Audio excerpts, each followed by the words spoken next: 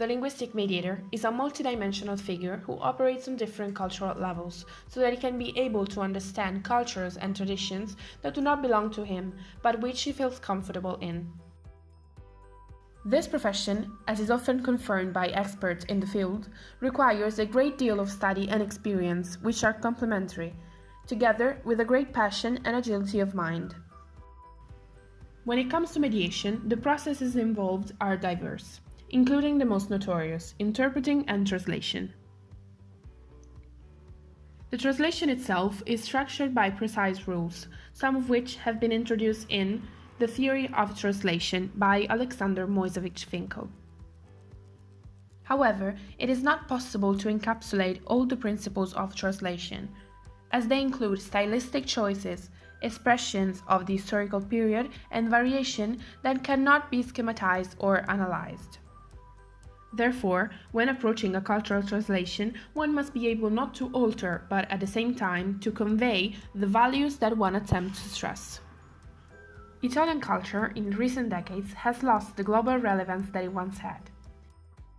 The Italian cinematographic cultural heritage is very extensive and carries those authentic Italian traditions that the world needs. Unfortunately, with the entry of the United States, which has acquired the largest percentage of viewers in the world, the visibility in the global film scene has dropped. It is a widespread opinion that cinema is the best vehicle for the transmission of culture because it combines language, dialect, tradition, and landscapes. And it is nice to think that the films restored by the students of San Domenico University, like many others in the history of national cinema, have inspired family, encouraged trips to discover a wonderful territory that has everything to offer. What is AVT? AVT stands for Audiovisual Translation. Its introduction dates back to the advent of sound cinema. The need to translate imported films has helped the development of various translation methods. Subtitling follows very clear rules. In the process of subtitling, factors such as reading time, character, and size, and clearly the translation itself, must be considered, mainly due to the readability factor.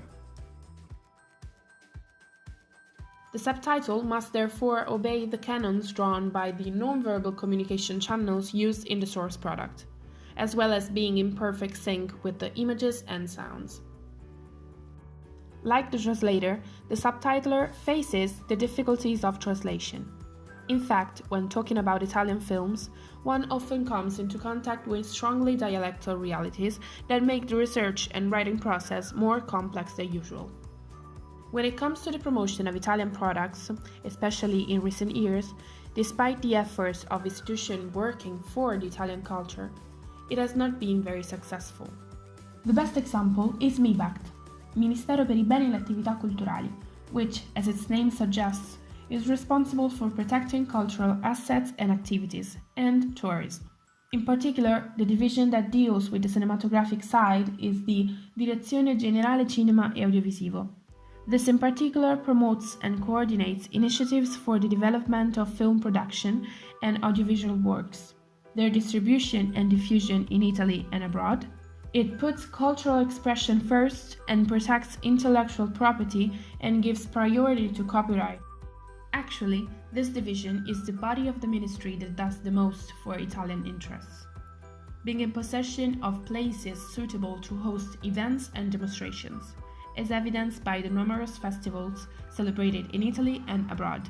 MIBACT has then allocated, together with the government itself, huge funds for Italian post-lockdown recovery.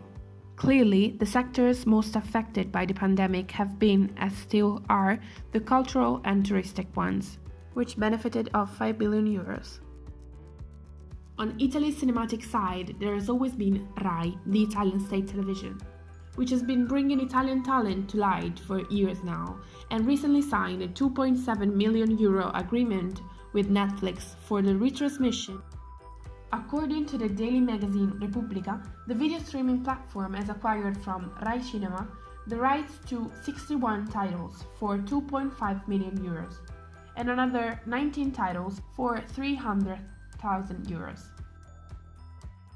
In addition, with the Originals section, Netflix has invested in Italian productions without setting conditions, except a particular focus on female characters.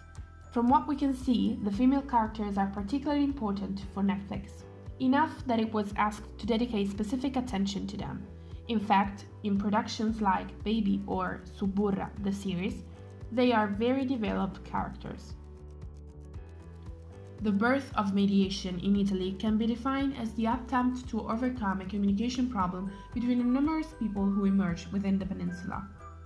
Whether an interpreter or a translator, experts agree that the profession of the linguistic mediator is not recognized as it should be.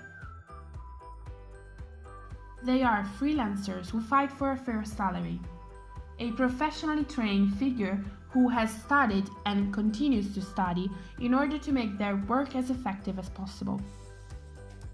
It is necessary to make it clear that this figure is not only a translator as any modern instrument could be, but it is someone who dedicates to understand not only the concept but also what is behind it. By this, we mean the transitions, life and culture of each country being addressed. One can therefore come to the conclusion that Italian cinema, without setting aside traditions and history, needs to renew itself. Undoubtedly, the new streaming platforms are already giving a considerable stimulus to Italian productions. After all, many of the Italian works are now broadcasting on devices all over the world. But the input has to start from the inside. Minimal adaptation of the product without affecting the distinctive style of the country is the order of the day when it comes to export. The secret is to describe in a way that can be understood by the global. Relying on experts is another of the basic points of this sector. Letting them make the linguistic changes that are necessary for diffusion must be a risk that one is willing to take. It must be said that this rich nation deserves to be known for what it is. In fact, the Italian peninsula, small in comparison to other large nations, has always given its citizens the opportunity to be proud of who they are and what they have.